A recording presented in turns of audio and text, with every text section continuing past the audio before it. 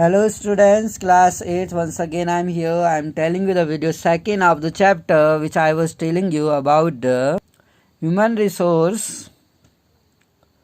तो जो पैटर्न थे हम बात करेंगे, अगर ह्यूमन जो चेंजेज हैं, पॉपुलेशन का जो बदलाव आता है उसका जो पैटर्न होता है वो क्या होता है।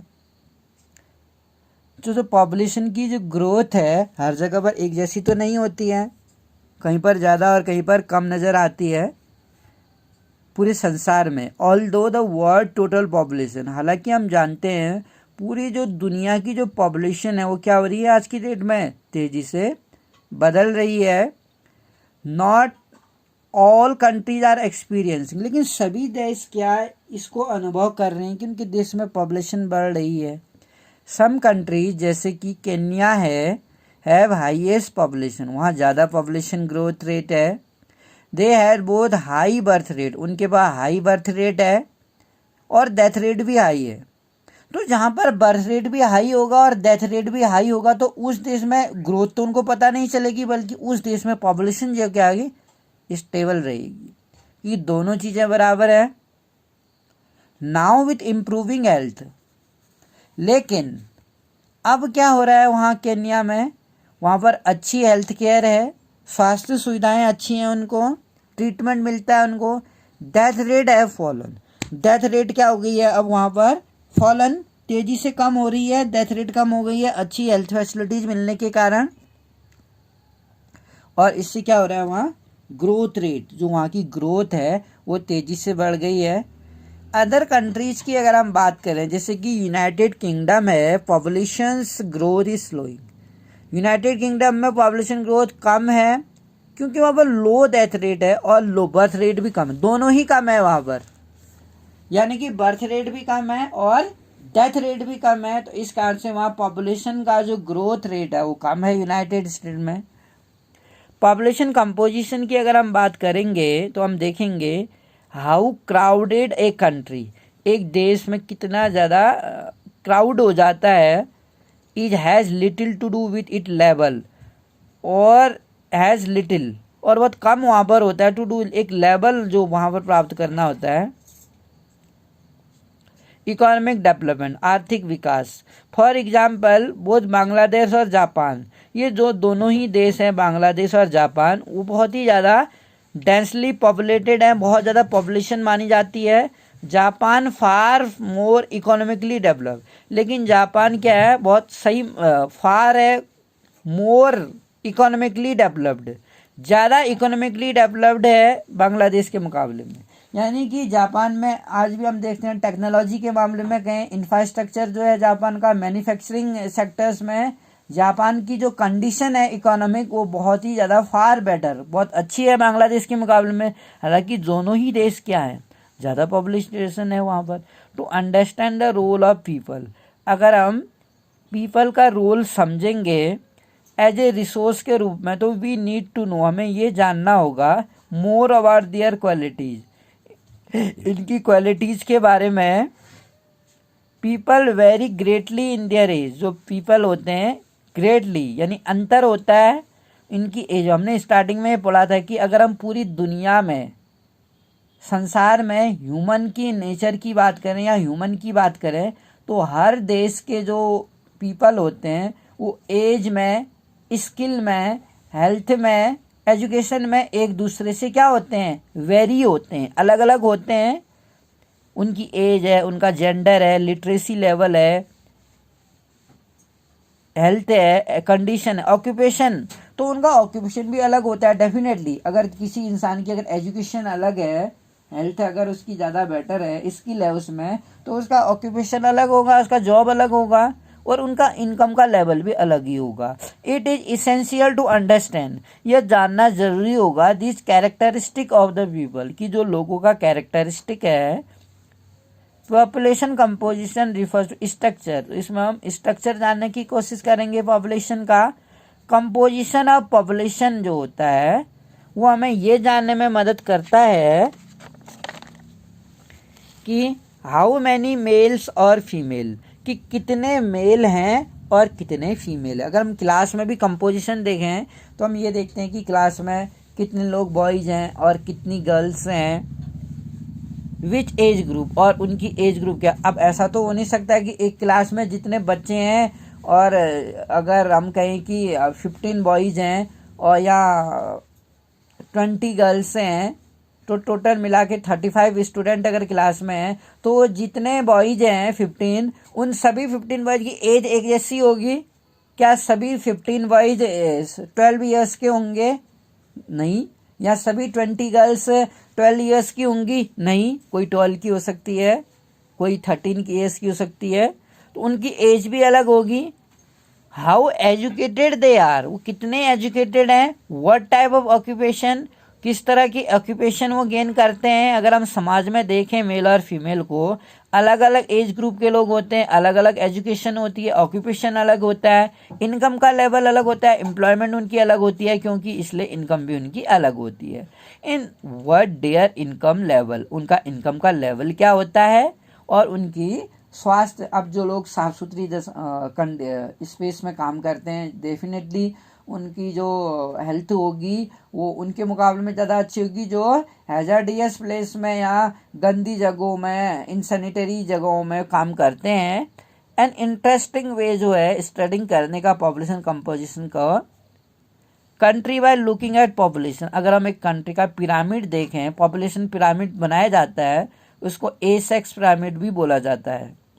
तो अगर हम इसमें देखें कि ए सेक्स पिरामिड आखिर होता क्या है, पॉपुलेशन पिरामिड शो। तो जो पॉपुलेशन का पिरामिड बनाया जाता है, पॉपुलेशन का कंपोजिशन स्टडी करने के लिए बनाया जाता है। टोटल जो पॉपुलेशन अगर हम देखें डिवाइड इनटू वेरियस एज, अलग अलग वेरियस एज ग्रुप में डिवाइड होती है।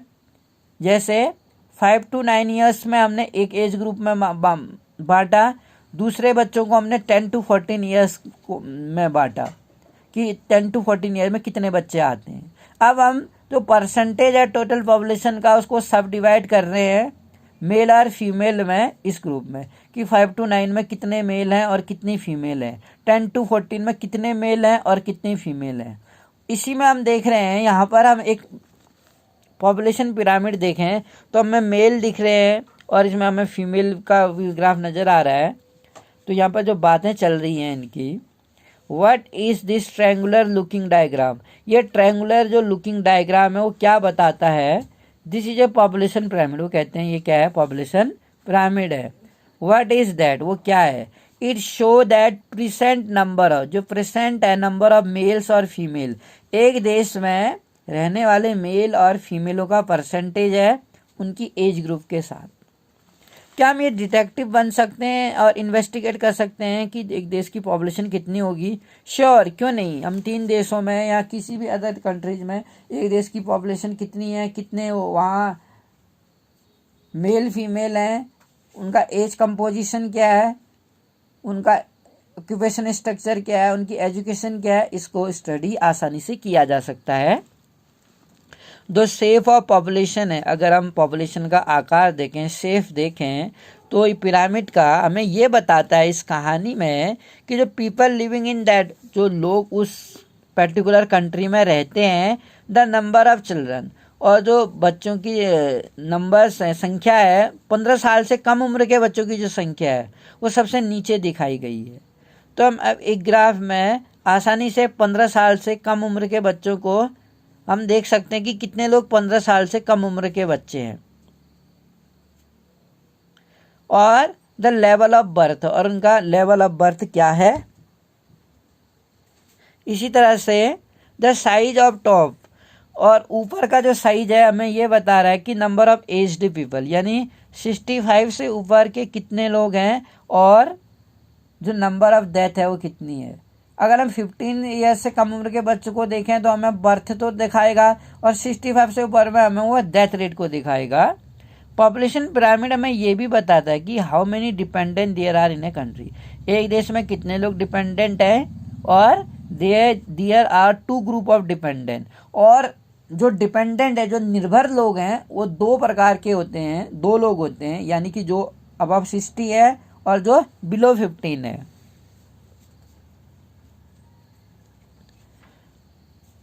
जो 15 ईयर से कम का है और जो एल्डरली डिपेंड, यानी जो अपने बड़े जो अपने घर में उन पर डिपेंड होता है 65 ईयर से बाद का। Those of working age are the economically active. The population pyramid of a country in which birth and death rate both are high. एक पॉपुलेशन पिरामिड में हम देखते हैं देश की जो पॉपुलेशन पिरामिड है जिसमें जो बर्थ रेट और डेथ रेट है अगर दोनों ही हाई होंगे, and base and rapidly narrow towards the top, तो टूवर्ड्स की ओर क्या बनेगा, ये नैरो बनेगा। क्यों? क्योंकि जितना इसमें बर्थ रेट है उतनी क्या है, डेथ रेट भी दिखाएगा। तो उसमें क्या होगा, जो ऊपर का जो स्तर बनेगा टॉप पोर्शन वो क्या बनेगा, नैरो बनेगा। दिस इज बिकॉज क्योंकि ऑल्दो मैनी चिल्ड्रन जो होते हैं वो पैदा होते हैं, a large percentage of them, लेकिन उनमें से जो ज़्यादा परसेंटेज होता है वो मर भी जाते हैं। नवजात शिशु जो होते हैं, infancy, relatively few become adult, बहुत कम ही ऐसे होते हैं जो एडल्ट होते हैं। तो एडल्ट होते हैं इसी कारण से बहुत कम ऐसे होते हैं। तो ऊपर का जो टॉप पोर्शन है वो नैरो बन जाता है, क्योंकि नीचे के लेवल से हम देखेंगे जितना बर्थ रेट है उतना ही क्या है, डेथ रेट है। तो ऊपर ऊपर ऊपर ऊपर को ये पतला बनता जाएगा, क्योंकि बहुत ही कम ऐसे होंगे जो एक अपने लास्ट स्टेज तक 65 एज तक पहुँच पाएंगे। क्योंकि बहुत सारे ऐसे होते हैं फ्यू एडल्ट बन पाते हैं जो डियर आर बहुत ओल्ड पीपल तक पहुंचते हैं, बुढ़ापे की एज तक पहुंच पाते हैं। क्योंकि ये जो सिचुएशन है बहुत ही टाइफाइड के situation is typhoid by the pyramid के द्वारा दिखाया गया है, जो केन्या का एग्जाम्पल है। इन कंट्रीज में जैसे कि डेथ रेट जो है हम देखते हैं इज ब्रॉड, बहुत ज़्यादा ब्रॉड देखी जाती है। यंग एज में जहाँ मर जाते हैं लोग, broad in younger age group, because more infant survive, क्योंकि बहुत ज़्यादा इन्फेंट सर्वाइव होते हैं एडल्टहुड में। This can be seen in pyramid for India. India के सेंस में हम देखते हैं यहाँ पर such population contain relatively large number of young people. तो जहाँ पर हम देखते हैं जहाँ large number of young people है, which means strong and expanding labour force, जहाँ पर लेबर वर्क में वो काम करने को मजबूर हो जाते हैं।